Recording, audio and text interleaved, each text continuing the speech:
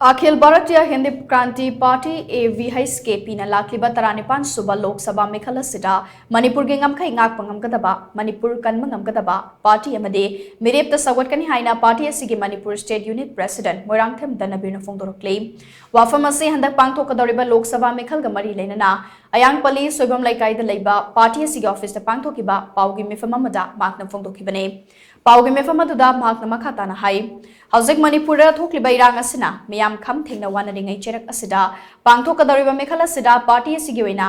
Meerep thadokpagi wafam leite Manipur gi hauzik oiriba fibam asida khwaidigi maru oiriba si Manipur kanba ngamgadaba Manipur gi Ngamkhei Ngakpa amadi Manipur gi damak chapchana thabak tawba ngamgadaba Party amadi mihutne hariba wakhalon asi chenba Party amadi Meerep aduda Akhil Bhartiya Hindi Kranti Party asina Sougatkani haina so makna makhata ki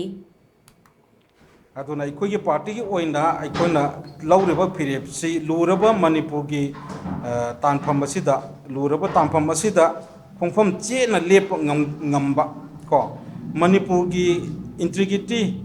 ngangna tai khoi gi ikut thamba ngamgadaba Manipur miyam gi khanba Manipur bu ikoi gi nungaiba yaipaba ingtappa chawkhatpa purapa ngamgadaba political party